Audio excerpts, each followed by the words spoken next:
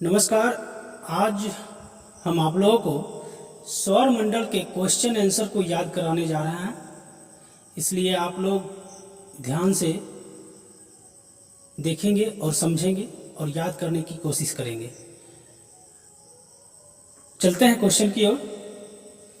Question हमारा कह रहा है कि सूर्य के चारों ओर चक्कर लगाने वाले विभिन्न ग्रह, क्षुद्र ग्रह, धूमकेतुओं तथा अन्य आकाशीय पिंडों को क्या कहा जाता है।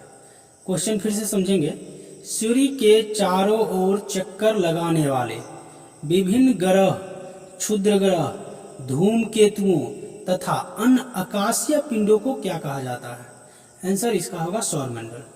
सूर्य के चारों ओर चक्कर लगाने वाले विभिन्न ग्रह, क्षुद्र ग्रह, धूमकेतुओं तथा अन्य आकाशीय पिंडों को क्या कहा जाता है। आंसर होगा सौरमंडल। चलिए आगे है, सौरमंडल में सबसे प्रमुख कौन है। क्वेश्चन हमारा है सौरमंडल में सबसे प्रमुख कौन है। सूर्य। सौरमंडल में सबसे प्रमुख कौन है। सूर्य।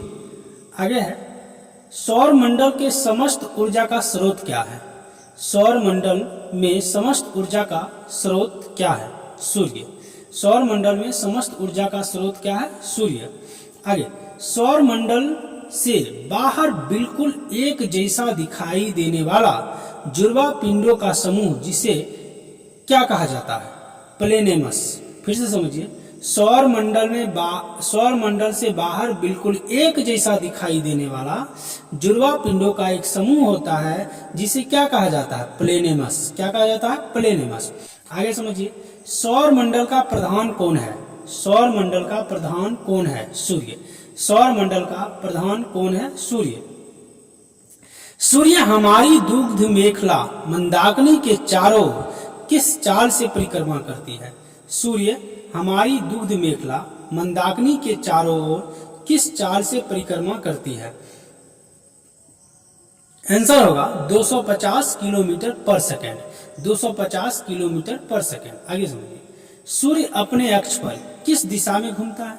सूर्य अपने अक्ष पर किस दिशा में घूमता है। पूर्व से पश्चिम, पूर्व से पश्चिम, पूर्व से पश्चिम। सूर्य एक गैसीय गोला है। अगला क्वेश्चन है कि सूर्य एक गैसीय गोला है जिसमें हाइड्रोजन की मात्रा कितनी होती है। सूर्य एक गैसीय गोला है जिसमें हाइड्रोजन की मात्रा कितनी होती है। 71%। सूर्य एक गैसीय गोला है जिसमें हाइड्रोजन की मात्रा कितनी होती है। 71%। आगे समझिए, सूर्य में हीलियम की मात्रा कितनी होती है। सूर्य में हीलियम की मात्रा कितनी होती है। 26.5%। आगे समझिए, आगे क्वेश्चन है, सूर्य में हीलियम की मात्रा कितनी होती है। 26.5%। फिर से समझिए, सूर्य में हीलियम की मात्रा कितनी होती है। 26.5%। आगे समझिए, सूर्य के केंद्रीय भाग को क्या कहा जाता है। क्वेश्चन हमारा है कि सूर्य के केंद्रीय भाग को क्या कहा जाता है। क्रोड। सूर्य के केंद्रीय भाग को क्या कहा जाता है। क्रोड। क्रोड का तापमान कितना होता है। 1.5 × 10⁻7 डिग्री सेल्सियस। क्रोड का तापमान कितना होता है। 1.5 × 10⁻7 डिग्री सेल्सियस। आगे समझिए, सूर्य के बाहरी सतह का तापमान कितना होता है। सूर्य के बाहरी सतह का तापमान कितना होता है। 6000 डिग्री सेल्सियस। सूर्य के बाहरी सतह का तापमान कितना होता है। 6000 डिग्री सेल्सियस। सूर्य के ऊर्जा का स्रोत क्या है। नाभिकीय संलयन। सूर्य के ऊर्जा का स्रोत क्या है। नाभिकीय संलयन। सूर्य के दीप्तिमान सतह को क्या कहा जाता है। प्रकाश मंडल। सूर्य के दीप्तिमान सतह को क्या कहा जाता है। प्रकाश मंडल। सूर्य के दीप्तिमान सतह को क्या कहा जाता है। प्रकाश मंडल। क्या प्रकाश मंडल के किनारे पर प्रकाशमान होता है। नहीं। क्या प्रकाश मंडल के किनारे पर प्रकाशमान होता है। नहीं। प्रकाश मंडल के किनारे जहां प्रकाशमान नहीं होता है उसे क्या कहा जाता है। वर्णमंडल। फिर से समझिए, प्रकाश मंडल के किनारे जहां प्रकाशमान नहीं होता है उसे क्या कहा जाता है। वर्णमंडल। वर्णमंडल किस रंग का होता है। लाल रंग का। वर्णमंडल किस रंग का होता है। लाल रंग का। आगे समझिए, सूर्य ग्रहण के समय सूर्य का दिखाई देने वाला भाग क्या कहलाता है। सूर्य ग्रहण के समय सूर्य का दिखाई देने वाला भाग क्या कहलाता है। सूर्य किरीट। सूर्य ग्रहण के समय सूर्य का दिखाई देने वाला भाग क्या कहलाता है। सूर्य किरीट। आगे समझिए, सूर्य किरीट कौन सी किरण उत्सर्जित करती है? क्वेश्चन फिर से समझिए, सूर्य किरीट कौन सी किरण उत्सर्जित करती है? एक्स किरण, एक्स रे ना। सूर्य का मुकुट किसे कहा जाता है? क्वेश्चन हमारा है कि सूर्य का मुकुट किसे कहा जाता है? सूर्य किरीट को। सूर्य का मुकुट किसे कहा जाता है? सूर्य किरीट को। आगे समझिए, पूर्ण सूर्य ग्रहण के समय प्रकाश की प्राप्ति किससे होती है? सूर्य किरीट से।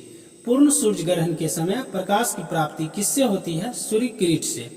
सूर्य की उम्र कितनी है? 5 बिलियन वर्ष। सूर्य की उम्र कितनी है? 5 बिलियन वर्ष। सूर्य की उम्र कितनी है? 5 बिलियन वर्ष।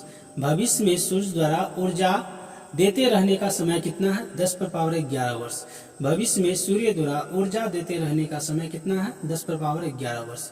सूर्य के प्रकाश को पृथ्वी तक पहुंचने में कितना समय लगता है? 8 मिनट 16.6 सेकेंड।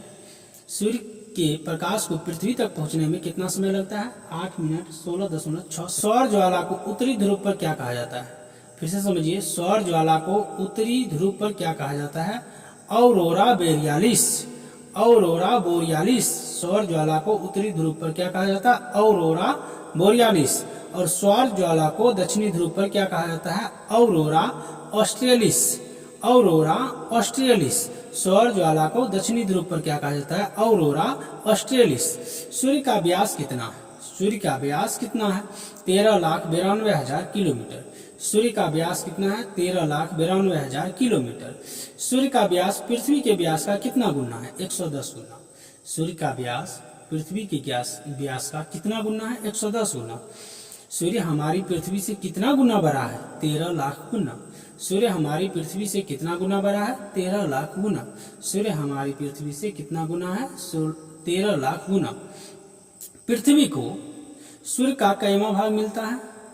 पृथ्वी को सूर्य के प्रकाश का कैमा भाग मिलता है? 2 अरबवां भाग। पृथ्वी को जो प्रकाश मिलती है वो सूर्य का कैमा भाग मिलता है? तो 2 अरबवां भाग। मध्य रात्रि का सूर्य किस क्षेत्र में दिखाई देता है? आर्कटिक क्षेत्र में। मध्य रात्रि का सूर्य किस क्षेत्र में दिखाई देता है? आर्कटिक क्षेत्र में। सूर्य के धब्बे का तापमान आसपास के तापमान से कितना कम होता है? 1500 डिग्री सेल्सियस कम होता है। सूर्य के धब्बे का तापमान आसपास के तापमान से कितना कम होता है? 1500 डिग्री सेल्सियस। आगे समझिए, सूर्य के धब्बों का एक पूरा चक्र लगाने में चक्र कितने वर्षों का होता है? सूर्य के धब्बों का एक पूरा चक्र कितने वर्षों का होता है? 22 वर्ष का। सूर्य के धब्बों का एक पूरा चक्र कितने वर्षों का होता है? 22 वर्षों का। आगे हम समझते हैं, अंतर्राष्ट्रीय खगोल शास्त्रीय संघ का प्राग सम्मेलन कब हुआ?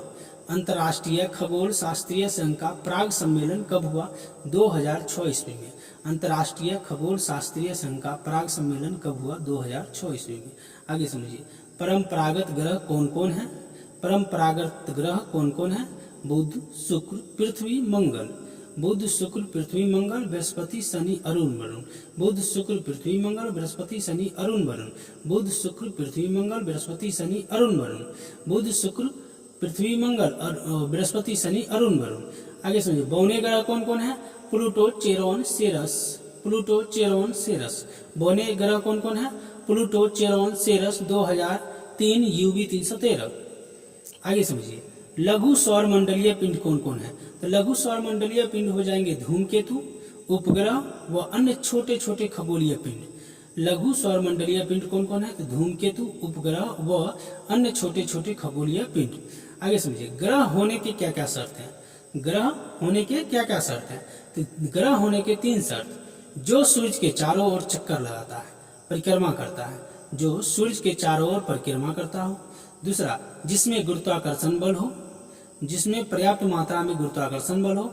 और तीसरा, जिसके आसपास का क्षेत्र साफ हो। जिसके आसपास का क्षेत्र साफ हो। फिर से समझिए, ग्रह होने की क्या क्या शर्त है? ग्रह होने की शर्त है कि जो सूर्य के चारों ओर चक्कर लगाता हो, जिसके पास पर्याप्त मात्रा में गुरुत्वाकर्षण बल हो, और तीसरा, जिसके आसपास का क्षेत्र साफ हो। आगे समझिए, यम यानी कि प्लूटो को ग्रह की श्रेणी से कब निकाला गया? यम यानी कि प्लूटो को ग्रह की श्रेणी से कब निकाला गया? प्राग सम्मेलन अगस्त 2006 में। प्राग सम्मेलन अगस्त 2006 में। ग्रह को कितने भागों में बांटा गया है? 2। ग्रह को कितने भागों में बांटा गया है? 2। ग्रह को कितने भागों में बांटा गया है? 2। आगे समझिए, ग्रह को दो भागों में बांटा गया, वे कौन कौन है? तो ग्रह को दो भागों में बांटा गया, वे है पार्थिव या आंतरिक ग्रह और बृहस्पति या बाह्य ग्रह। पहला पार्थिव या आंतरिक ग्रह, दूसरा बृहस्पति या बाह्य ग्रह। पार्थिव ग्रह कौन कौन है? क्वेश्चन है कि पार्थिव ग्रह कौन कौन है। तो पार्थिव ग्रह कौन कौन है? तो बुध, शुक्र, पृथ्वी, मंगल। बुध, शुक्र, पृथ्वी, मंगल। बुध, शुक्र, पृथ्वी, मंगल पार्थिव ग्रह है। बुध, शुक्र, पृथ्वी, मंगल पार्थिव ग्रह है। पार्थिव ग्रह किसके जैसा दिखाई देता है? तो बोलने से ही पता चलता है, पार्थिव या अर्थात पृथ्वी के जैसा। पार्थिव अर्थात पृथ्वी के सदृश दिखाई देने वाले ग्रह को पार्थिव ग्रह कहा जाता है। बुध, शुक्र, पृथ्वी, मंगल को। बाह्य ग्रह किसे कहा जाता है? तो बृहस्पति, शनि, अरुण, वरुण। बृहस्पति, शनि, अरुण, वरुण को बाह्य ग्रह कहा जाता है। बृहस्पति, शनि, अरुण, वरुण को बाह्य ग्रह कहा जाता है। नंगी आंखों से किन किन ग्रह को देखा जा सकता है? क्वेश्चन हमारा है कि नंगी आंखों से किन किन ग्रहों को देखा जा सकता है? तो नंगी आंखों से हम मंगल को देख सकते हैं, बुध को देख सकते हैं, बृहस्पति, शुक्र, शनि। मंगल, बुध, बृहस्पति, शुक्र, शनि। अच्छा, मंगल, बुध, बृहस्पति, शुक्र, शनि, लगातार मंगल, बुध, बृहस्पति, शुक्र, शनि। चलिए आगे, दिन का जो नाम हो गया वही हो गया, मंगल, बुध, बृहस्पति, शुक्र, शनि को हम नंगी आंखों से देख सकते हैं। आकार के अनुसार ग्रहों का घटते क्रम क्या है? आकार के अनुसार ग्रहों का घटते क्रम क्या है? तो सबसे बड़ा हो जाएगा बृहस्पति, बृहस्पति से छोटा शनि, शनि से छोटा अरुण, अरुण से छोटा वरुण, पृथ्वी, शुक्र, मंगल, बुध। बृहस्पति, शनि, अरुण, वरुण, पृथ्वी, शुक्र, मंगल, बुध।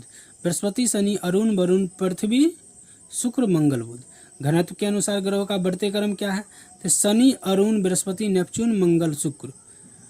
शनि, अरुण, बृहस्पति, वरुण, मंगल एवं शुक्र। सूर्य से दूरी के अनुसार ग्रहों का क्रम, तो सूर्य से दूरी के अनुसार सबसे निकट का ग्रह बुध, शुक्र, पृथ्वी, मंगल, बृहस्पति, शनि, अरुण, वरुण। बुध, शुक्र, पृथ्वी, मंगल, बृहस्पति, शनि, अरुण, वरुण। बुध, शुक्र, पृथ्वी, मंगल, बृहस्पति, शनि, अरुण, वरुण। बुध, शुक्र, पृथ्वी, मंगल, बृहस्पति, शनि, अरुण, वरुण। बुध, शुक्र, पृथ्वी, मंगल, बृहस्पति, शनि, अरुण, वरुण। सूर्य से दूरी के अनुसार बुध, शुक्र, पृथ्वी, मंगल, बृहस्पति, शनि, अरुण, वरुण। बुध, शुक्र, पृथ्वी, मंगल, बृहस्पति, शनि, अरुण, वरुण। तो इस प्रकार से आप लोगों को कुल मिलाकर के 10 मिनट में 50 क्वेश्चन याद हो गए होंगे। एक बार फिर से दोबारा वीडियो देखिए और अपने मन में आंसर को लाइए, आपको कन्फर्म हो जाएगा कि 10 मिनट में आपको कितने क्वेश्चन याद हुए। धन्यवाद।